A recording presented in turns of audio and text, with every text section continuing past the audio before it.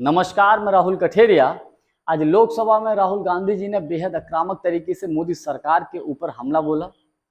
राहुल गांधी जी ने लोकसभा में आज जातिगत जनगणना का मुद्दा उठाया, शिव की बारात का जिक्र किया, इसके अलावा चक्रव्यूह का जिक्र किया कि किस प्रकार से देश को इस वक्त चक्रव्यूह में फंसाया जा रहा है।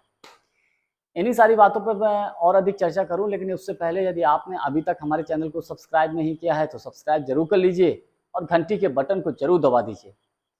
देखिए, हम सभी जानते हैं कि भारतीय जनता पार्टी जातिगत जनगणना के मुद्दे पर बैकफुट पर आ जाती है। उसका सबसे प्रमुख कारण ये है कि देखिए, जातिगत जनगणना का मुद्दा जब विपक्ष उठाता है तो भारतीय जनता पार्टी जानती है कि इसकी कोई उसके पास काट नहीं है और जातिगत जनगणना का मुद्दा जितना अधिक हावी होगा, भारतीय जनता पार्टी को उसका नुकसान होगा। चूंकि अभी आने वाले समय में 10 सीटों पर यूपी में उपचुनाव होने जा रहा है, कुछ राज्यों में विधानसभा का चुनाव भी होने जा रहा है। तो राहुल गांधी जी ने जो जातिगत जनगणना का मुद्दा उठाया, उस पर भारतीय जनता पार्टी बैकफुट पर नजर आई।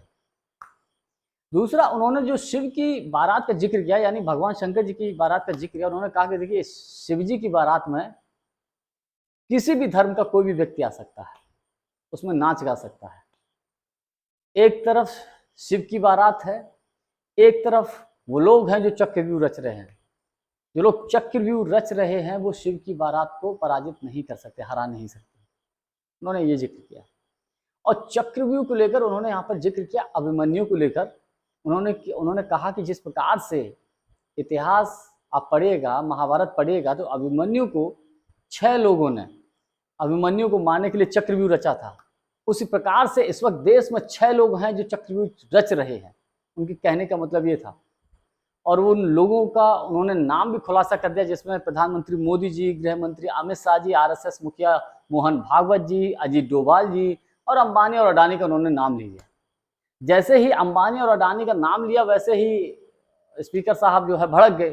खैर, मोदी सरकार के तमाम मंत्री और नेता अंबानी और अडानी का नाम लेने से भड़क जाते हैं, लेकिन चक्रव्यूह की बात करते करते राहुल गांधी जी ने यहाँ पर सरकार के ऊपर जमकर और बड़े तीखे अंदाज में हमला बोला। उन्होंने कहा कि देखिए, चक्रव्यूह जो रचा जा रहा है वो देश के लिए रचा जा रहा है। यहाँ पर उन्होंने अभिमन्यु जो साबित करने की कोशिश, अभिमन्यु जो दर्शाया है वो देश की जनता को दर्शाया है, युवाओं को दर्शाया है, बेरोजगारों को दर्शाया है, महिलाओं को दर्शाया है। और चक्रव्यूह ये सारे के सारे लोग मिलकर देश की जनता के खिलाफ रच रहे हैं। दूसरा मुद्दा उन्होंने यहाँ पर यह भी उठाया कि देखिए, कोविड के दौर में किस प्रकार से जो मिडिल क्लास है, मोदी जी ने जो बोला मिडिल क्लास ने वो किया, ताली और थाली बजाई, टॉर्च जलाई। लेकिन इस बजट में मिडिल क्लास के एक पीठ पर छुरा घोंपा गया है और एक छाती पर छुरा घोंपा है। यानी कि एक तरीके से जिस अंदाज में राहुल गांधी जी आज मोदी सरकार के ऊपर लोकसभा के अंदर हमला कर रहे थे, बेहद आक्रामक था, मुद्दों को लेकर घेर रहे थे। मुझे नहीं लगता कि इन मुद्दों को लेकर भारतीय जनता पार्टी के पास कोई ठोस काट है, जिसमें से विशेष मुद्दा था जातिगत जनगणना।